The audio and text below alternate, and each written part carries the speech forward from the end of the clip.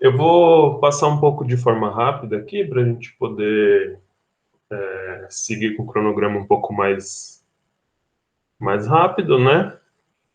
Eu vou falar um pouquinho de regularização em redes profundas.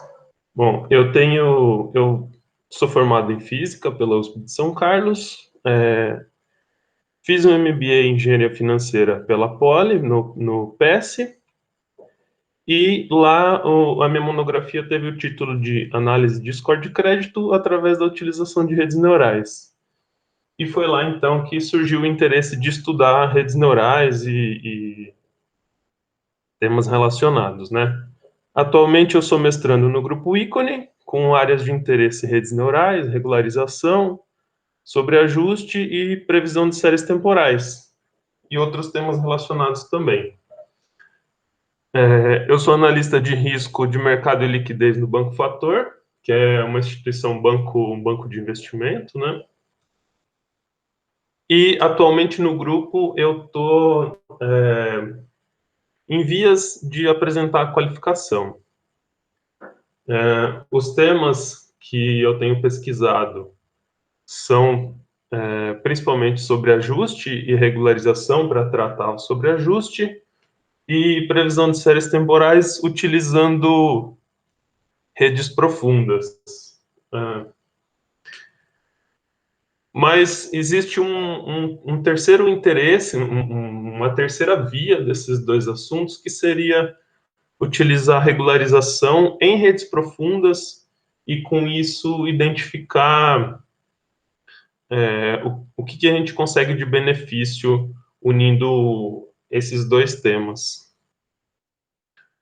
Bom, redes profundas. Redes neurais profundas contêm várias camadas ocultas, não lineares, e isso as tornam modelos muito expressivos que podem aprender relações muito complicadas entre suas entradas e saídas. Mas o que isso causa? Como são redes muito grandes, não lineares, a capacidade de sobreajuste também acaba sendo grande. E nesse contexto que vem as técnicas de regularização, para você poder calibrar o modelo entre capacidade de aprendizado da base de treino e a capacidade de aplicação numa base de teste. Nesse contexto vem a regularização. Então, você controla a complexidade do modelo, consegue uma suavidade em algumas áreas problemáticas, consegue tratar, prevenir ou diminuir também o sobreajuste quando você aplica esse modelo. E o objetivo final, claro, é obter melhores resultados nas bases de teste e validação, ou, de fato, quando você estiver utilizando o modelo em qualquer aplicação que seja. Uma dos modelos de regularização mais famosos que a gente tem hoje em dia é conhecido como dropout. Esse modelo ele foi introduzido em 2014, né? E o que ele sugere? Ele sugere que você desligue aleatoriamente alguns neurônios da rede. E cada rede é treinada, é, cada, toda, cada rede com uma série de neurônios desligados é treinada e ao final você usa uma rede com um peso que é multiplicado pela probabilidade que ele tinha de ser desligado. Então, essa rede final que a gente obtém, ela pode ser interpretada como uma média de todas as redes que foram treinadas ao longo do caminho.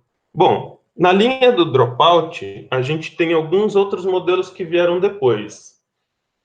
Esses modelos, eles tentam, de alguma maneira, melhorar o que o dropout já sugere, com alguns outros benefícios ou de algumas outras maneiras um pouco diferentes. Um desses modelos é o soft target, que ele não reduz as capacidades da rede, diferente do dropout. Ele altera a função perda, incluindo uma dependência no tempo, e Com isso, o treino dele passa a ser em 2 passos. Primeiro, mantém uma média móvel exponencial dos rótulos e depois atualiza-se os rótulos correntes através de uma média ponderada das médias móveis dos rótulos passados. Esse modelo, ele consegue reduzir o sobreajuste tão bem quanto o dropout e também ajuda a reduzir o tempo de computação. Outro modelo proposto, o MIPROP, ele atualiza apenas os pesos mais relevantes da rede. Então, uma rede que tem os pesos atualizados por backpropagation pode levar muito tempo para atualizar todos os pesos da rede. Então, esse modelo, ele propõe que a gente atualize só os pesos que sejam mais relevantes, que tenham uma variação maior de um passo para o outro, com isso reduzindo o tempo computacional e, além disso, ele consegue reduzir o sobreajuste e aumentar a acurácia. Ele também pode ser interpretado como uma alternativa ao modelo dropout. Outro modelo possível é o Dekov Loss, que propõe redundância pela importância do peso e, com isso, também consegue reduzir o sobreajuste, graças à redundância. Ele faz a previsão de 2 dígitos ao mesmo tempo, um com viés e outro sem viés. Propõe função perda Dekov, que é a função que o próprio artigo sugere, né? Que penaliza a covariância entre as ativações na mesma camada de uma rede neural de maneira não supervisionada.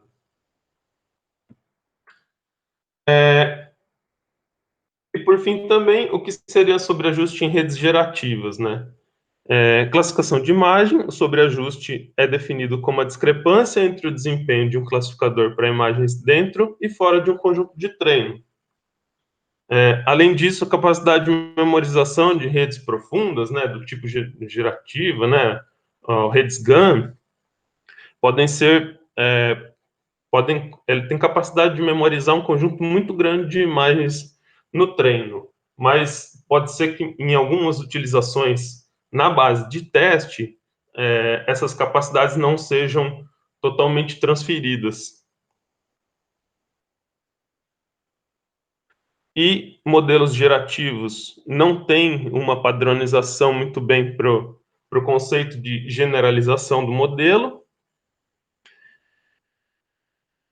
e também questões sobre sobreajuste e memorização já estão sendo levantadas hoje em dia, né? Inclusive, esse artigo, Deep Generative Networks via Latent Recovery, ele propõe um novo protocolo de treinamento para redes gerativas, o que pode facilitar aí a ter essa padronização no que é generalizar uma rede gerativa, uma rede do tipo GAN, ou qualquer outra rede gerativa similar. Bem, vamos abrir para perguntas aí. Bem, eu tenho uma pergunta. A rede gerativa, quando você está... Ela está na literatura sendo usada como regularizador, muitas vezes? Como que os autores têm tratado isso? Ou não? Existe alguma configuração específica para ela ser usada como regularizadora? Como que é feito isso? Na verdade, os artigos que eu olhei, assim, poucos artigos eles tocam do ponto de vista de regularização de uma rede gerativa, né? E os artigos que falam sobre esse assunto, eles ainda são bastante. Na verdade, são poucos artigos que tratam nesse assunto e não tem muito um caminho a ser seguido, né? Então, não tem uma linha específica para tratar como se regularizar uma rede gerativa, né? É mais ou menos nesse caminho que eu quero seguir, porque quando a gente procura na literatura hoje em dia, a gente acaba não encontrando muitos exemplos disso. Ah, tá bom. Acho que eu mesmo tinha entendido errado. Eu estava pensando que ia usar a rede gerativa para regularizar. Não, você vai ver técnicas para regularização de redes gerativas, que é o contrário. Isso, exatamente, Ah, tá bom. exatamente nesse sentido. Ok. Legal. Beleza? Beleza.